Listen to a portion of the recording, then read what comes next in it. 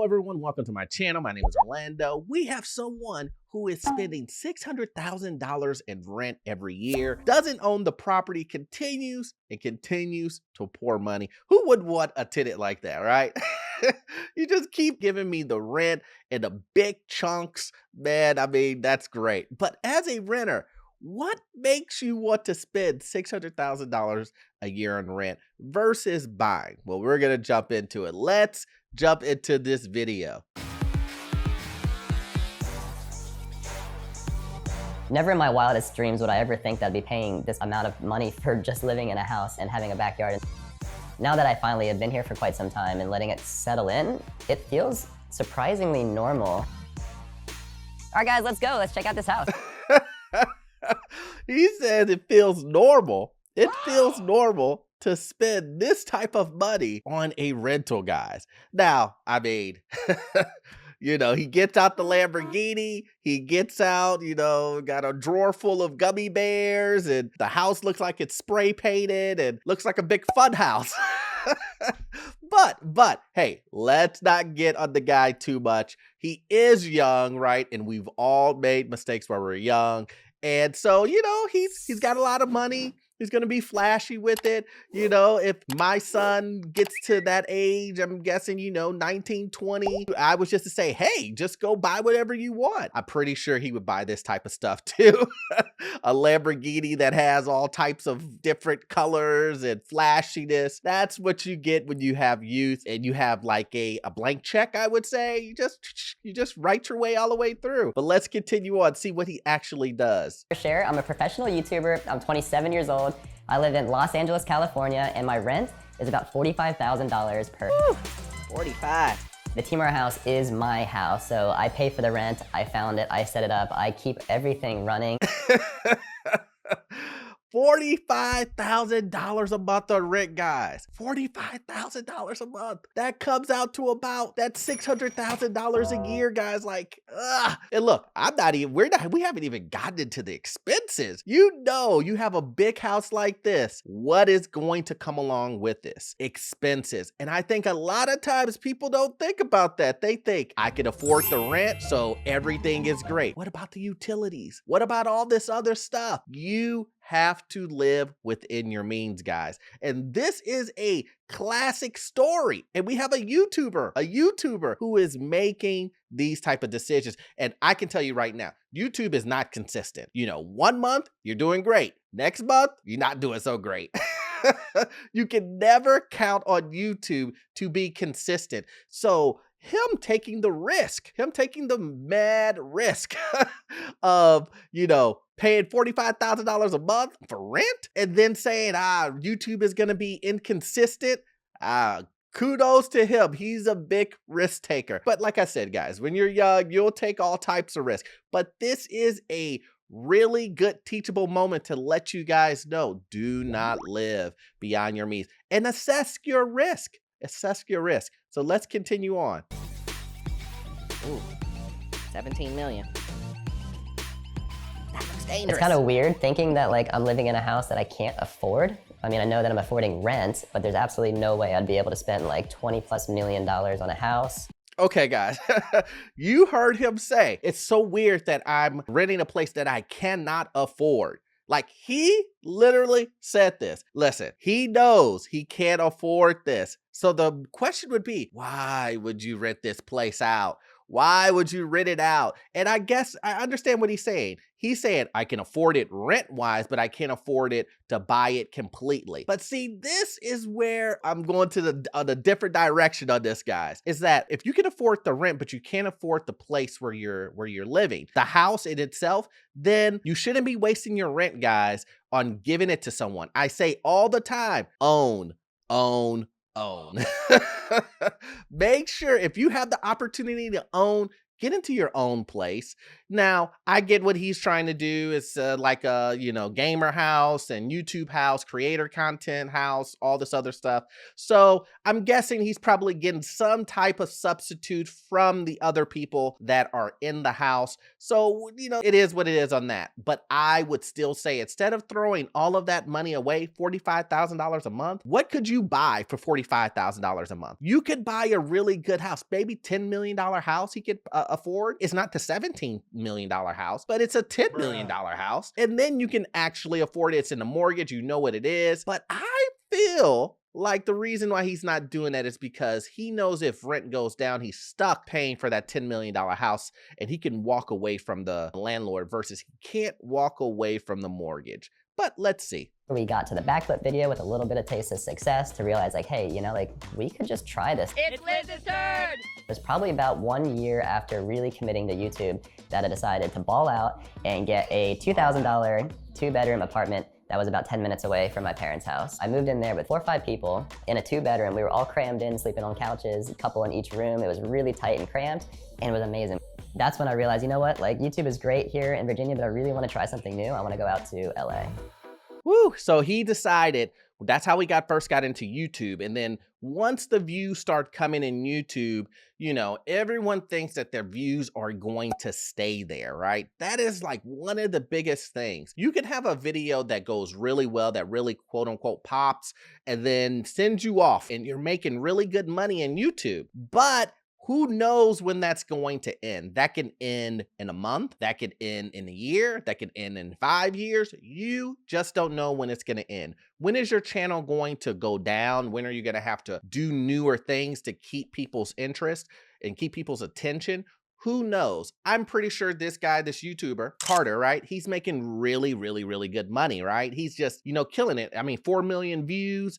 I probably go to his channel. He probably has millions and millions and millions of followers, and he's probably easily making over that $45,000 a month, combined with the group of content creators that he has living at the house. So I understand that, but the real question is, when will that end? And the risk on that is super, super high. A risk, personally, I wouldn't be willing to take, but hey, it's every different strokes for different folks. That's just the way it goes. So let's continue on with the video. We actually found a really great house that we loved, and it was really expensive. It was $18,500 a month, which was just mind-blowing going from the $2,000 apartment we were living in.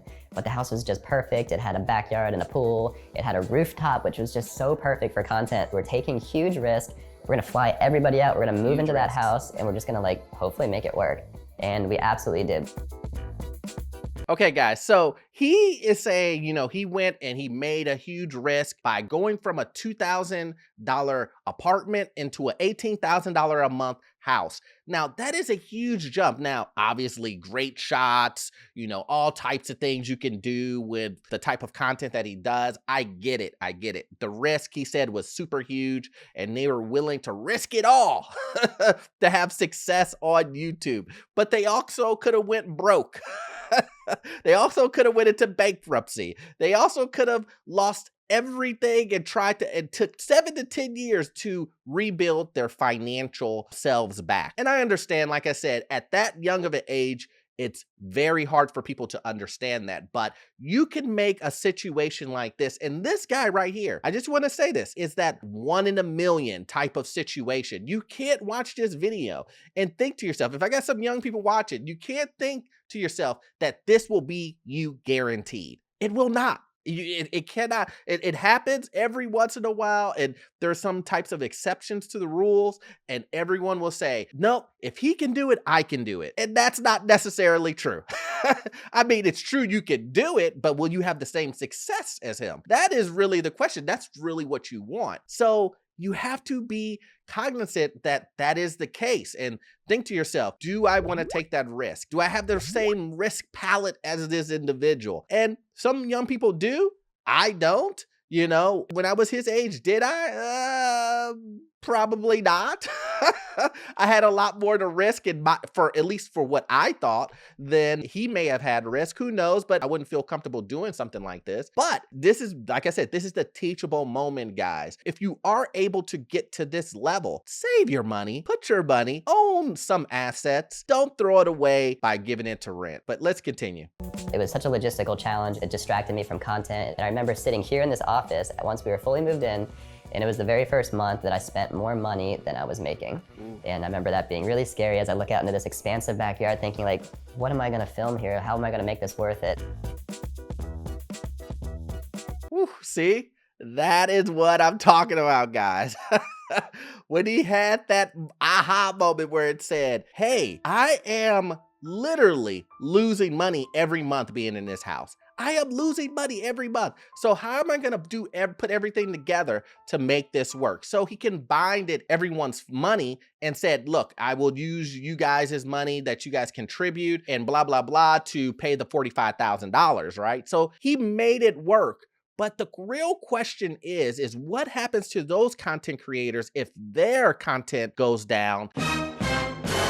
People are not interested in their content, then how will you make payment then? Will it be just all on you? Are you kicking people out? Are you going to find other people? You have to bring other content creators in that bring in enough money to justify them living there, right? And also you can't just say, I believe this person is gonna pop, let's hope, because they can't pay you. There's so many risks in there. Not only is it the risk of your hard work, but the risk of everyone else making it too. So I still think this is just a risky deal. To me, my red flags are going up everywhere. And when you watch something like this, you should think of this too. What are the chances of this failing? It's really high. It really is high that this fails. There's so many things that can go wrong, but kudos to him. I mean, he's making it work. I'm not trying to hate on the guy or anything like that. I'm just saying that you can use these type of videos for education and understanding. You know, hey, look, if I got into this situation, that's not the way I would do it. The rent for this house when we first moved in was $39,700. And then now that we've been here for a little bit longer, the rent actually went up a little bit to $43,700. I think the initial payment to secure this house was something like first month and security or something like that. I just remember it being well over $100,000, which was a big check that I had to sign right over. $120,000 you had to give up immediately. Just gone. That's tough, man. What could you do with $120,000, guys? How many properties could you buy? You can buy some nice investment properties. You can invest that into stock. You can do that, do a bunch of things with $120,000. So I get it. He's using it for like his office instead of his office being like a big office building that he bought and studio equipment and all that other stuff. He's using it for his house, which comes off a little excessive, right? Just a little excessive, but I totally get it. If it was the other way around, probably not many people would say anything. So I get that. But this, I'm telling you, there's so much stuff that you can do if you had this type of money versus giving it away to a landlord or giving it to, giving away in rent. Man, it's just like burn. You're just giving piles and piles of money away. And let's talk about the rent increases. You're going to have rent increases, every year. That's what's going to happen because inflation, taxes go up, things like that. But here's the thing. On a $45,000 monthly rent, you're going to see that jump. It normally is a $25, $50 rent when you're paying, $1,000 a month. But on a $45,000, it's like $3,000 every year that is going to go up and up and up and up. And, when you look at that, it doesn't like a month wise, it doesn't look that bad. But when you look at it a yearly wise, a $13,000 increase monthly is an additional like $36,000. So that's crazy. So at the end of each month, I had to write a ton of checks. Oof. See, this is what I was talking about, guys. The expenses that come along with owning a home. You just don't get away with paying rent and he's paying everything else. You have to pay utilities, the pool, the maintenance, the lawn care, All of those things are your responsibility as a tenant living in this unit, in this home. So he has to pay on top of $45,000, he has to probably pay an additional, who knows? I would say an additional $5,000 to $6,000. Now that may be on a little high side, but it's around that range. It's definitely altogether, he's probably paying $50,000 a month. $50,000 a month. And you got to remember, these are a bunch of people staying here and a bunch of younger people staying there, which, you know, tend to do a little bit more wear and tear on your property. So they're spray painting walls, trampolines in the backyard. So you know there's probably some damage to the property that they have to maintain and have to fix up and keep up. You know, are they changing the HVAC filters and all that other stuff? Probably not. Probably not. So you have to know that the expenses that come along with it are going to be big on these guys. So at the end of the day, instead of renting something so huge and big and living it up and showing that you have millions and millions and millions of dollars, own your own property, guys. Put your effort towards owning versus renting. I hope you got value out of this content. I'm gonna need you to watch this next one here. It will help you get into your first rental property and learn all things financial. I will talk to you guys on the next one. Thanks.